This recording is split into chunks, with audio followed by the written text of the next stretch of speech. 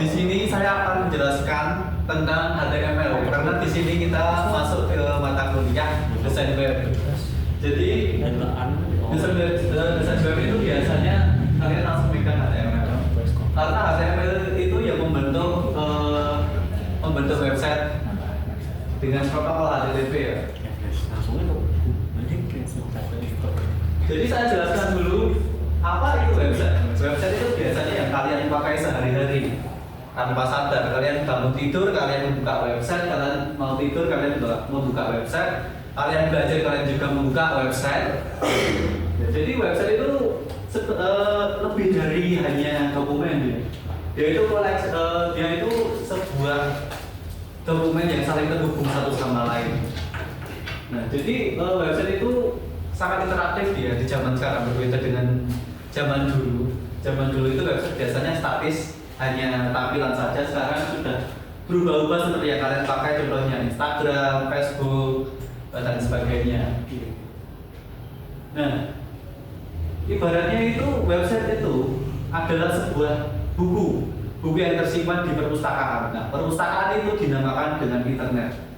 Jadi kalian ya banyak website di dunia ini yang tersedia. Itu ibaratnya kalian menerjemah menjamak ke perpustakaan, kalian mencari-cari buku seperti itu. Karena memang website sendiri sederhananya adalah dokumen. Nah, kemudian setiap website yang kalian kunjungi itu dibangun oleh sebuah kode. Nah, kode itu paling dasar adalah HTML. Dan lanjut. Nah, jadi HTML sendiri itu merupakan singkatan dari Hypertext Markup Language.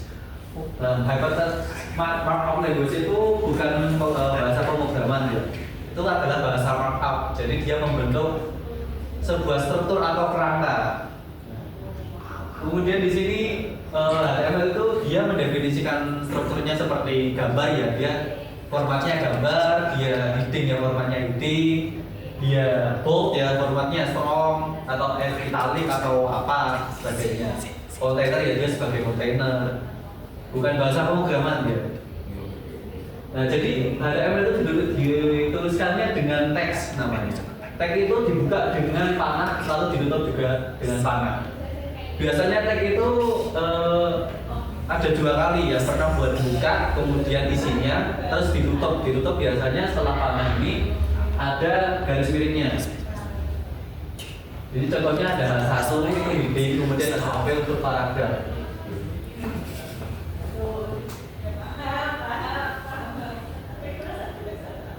Nah, jadi di HTML terbaru standar terbaru itu HTML 5. HTML 5 itu memiliki struktur seperti ini. Yang pertama paling atas dia ada doctype HTML.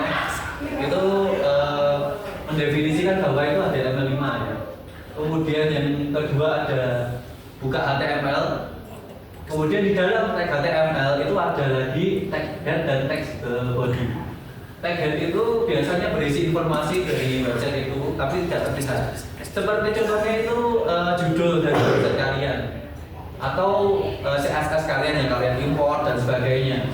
Kemudian ada text body. Text body itu tag yang terlihat, isi dari website kalian yang nanti klien kalian akan lihat. Nah, di sini contohnya full HTML-nya seperti ini. Jadi yang pertama tadi paling atas yaitu doctype HTML. Kemudian di bawahnya ada HTML, lalu dalamnya lagi ada head dan body. Di sini kan tak tuliskan ada title ya. Title ini dia menuliskan judul dari website kalian. Nanti kalian bisa cek dari browser kalian. Kemudian dalam body ada H1 dan B. Maka dia nanti akan tampil lebih besar tulisannya in Word dan isinya paragraf. This is my very first web page wrote in HTML.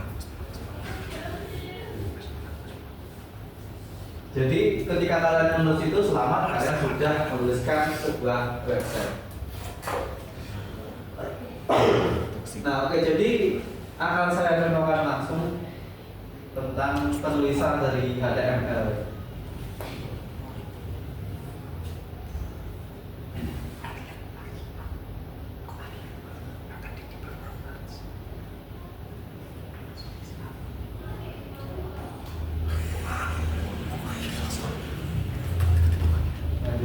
HTML sendiri kalian bebas menamai filenya dengan apa, lalu belakangnya kalian format dengan HTML. Kemudian untuk mengikuti strukturnya maka dia akan seperti ini, HTML lalu ada head, ada body. Atau di text editor kalian itu biasanya ada boilerplate atau struktur langsung ya, dari untuk membentuk ini. Di PHP juga ada.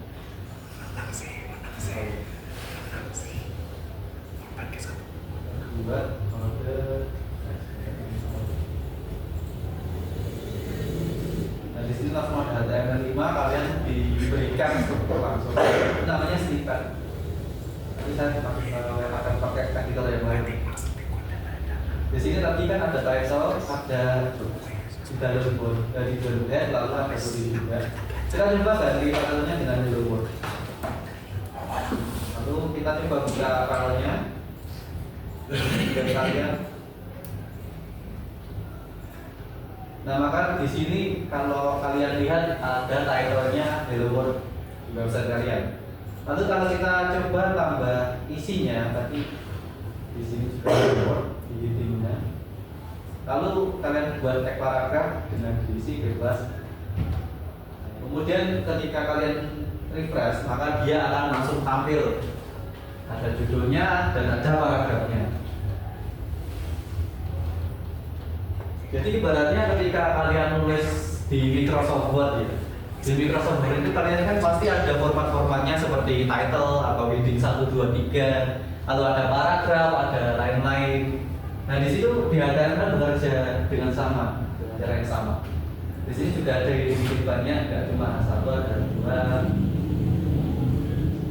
kalau ada 3 sampai 6.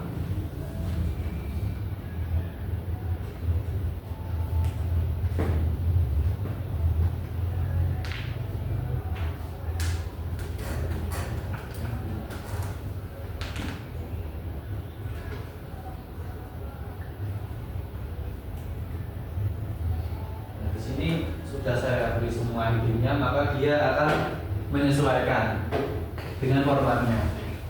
Jadi itu struktur dasar dari HTML ya. Jadi kalian itu berarti membuat sebuah kerangka yang akan mendefinisikan website kalian. Nah nanti di pembelajaran selanjutnya kalian akan belajar CSS dan JavaScript. Nah JavaScript itu adalah sebuah script untuk memanipulasi isi dari HTML. Jadi HTML kalian itu bisa berubah dan tidak hanya statis seperti ini. Dengan HTML saja kalian nggak bisa bentuk dari ini ya. Kemudian ada juga CSS. CSS itu beratnya kayak warnanya dari website kalian. Dia yang memberikan style sheet dari website kalian. Jadi misal paling sederhana kalian mengganti warnanya atau mengganti backgroundnya, mengganti tulisannya, mengganti ukurannya dan sebagainya. Itu adalah CSS. Dan jadi seperti ibaratnya kita anggap saja seperti rumah. Rumah itu kan saat dibangun dia ada yang namanya kerangkanya, pondasinya. Itu HTML. Kemudian setelah dibangun tembok kalian cat itu adalah CSS-nya. Kemudian kalian instalasi listrik dan sebagainya itu adalah JavaScript-nya. Jadi itu saja pembelajaran dari saya untuk pagi hari ini. Jika ada bingung atau apa yang ingin disampaikan, monggo disampaikan ke saya. Itu saja. Terima kasih teman-teman. Wassalamualaikum warahmatullahi wabarakatuh. Waalaikumsalam warahmatullahi wabarakatuh.